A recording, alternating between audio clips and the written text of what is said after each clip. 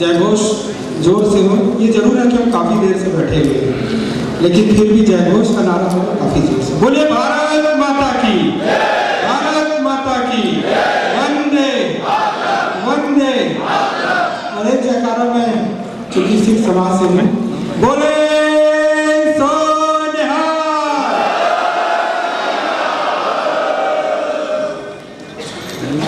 मंच पर विराजमान बहुत ही सम्माननीय और जिनके नेतृत्व में छत्तीसगढ़ में हम नक्सल के सफाई की ओर बढ़ रहे हैं। मार्च 26 तक का टारगेट मिला, मुझे लगता है, लेकिन वो टारगेट से पहले ही टारगेट पूरा हो जाएगा।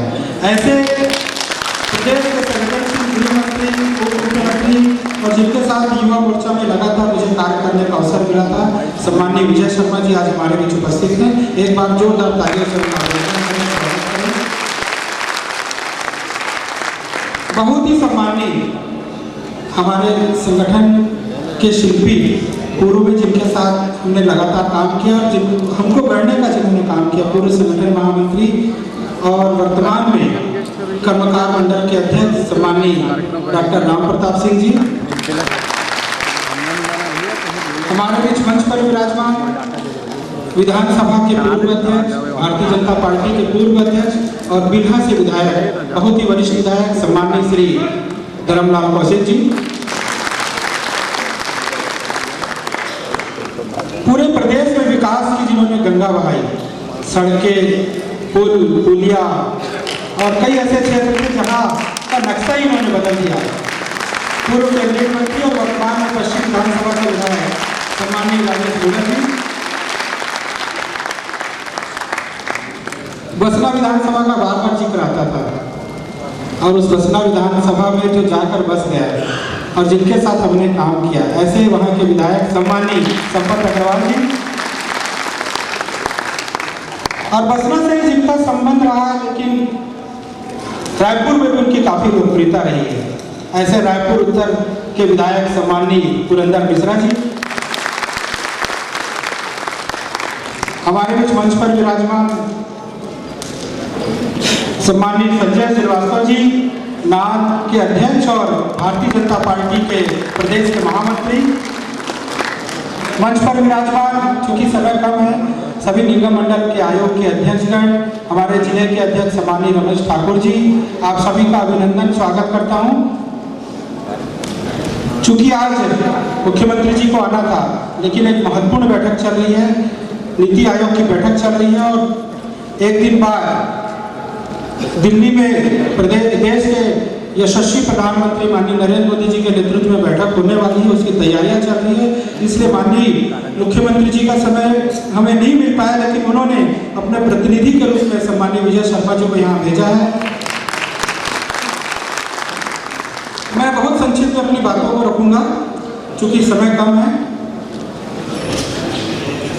हमारे राज्य अल्पसंख्यक आयोग में मूल रूप से 5 धर्मों का समावेश है, जिसमें सिख समाज, मुस्लिम समाज, क्रिश्चियन समाज, बौद्ध समाज, जैन समाज और एक समाज और पारसी समाज आता है।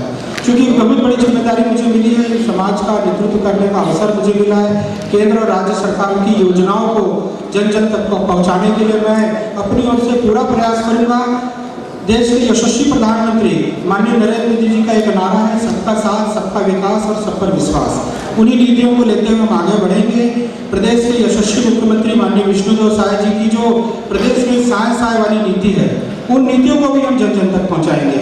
लोक कल्याणकारी नीतियों को जन जन तक पहुंचाएंगे और जहां तक जितना हो सकेगा हम उन योजनाओं को अल्पसंख्यक समुदाय तक ले जाने का प्रयास करेंगे।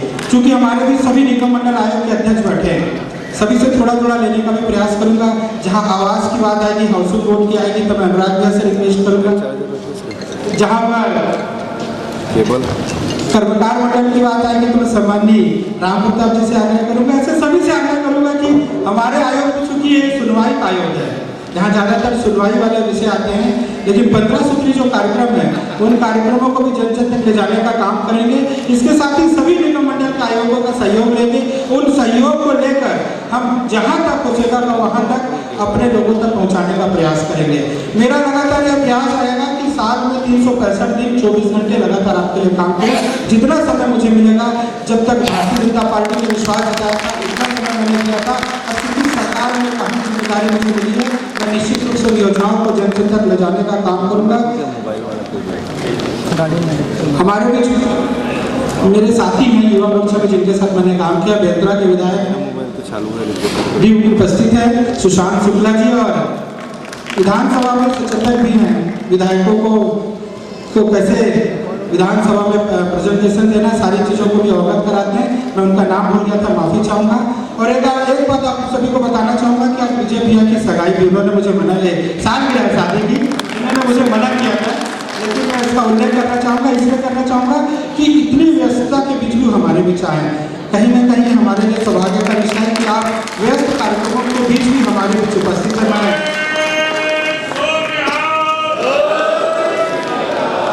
मैं पूरे सदन की ओर से आपका धन्यवाद अर्पित करता हूँ। एक 50 सीटर का अल्पसंख्यक हॉस्टल बनकर तैयार था विगत 2 साल से, चूँकि उसका लोकार्पण नहीं हुआ था, और हो सकता है वो मेरे भाग्य में था कि मेरे कार्यकाल में उसका उद्घाटन हो। आज हम उसका यहाँ पर उद्घाटन करने जा रहे हैं।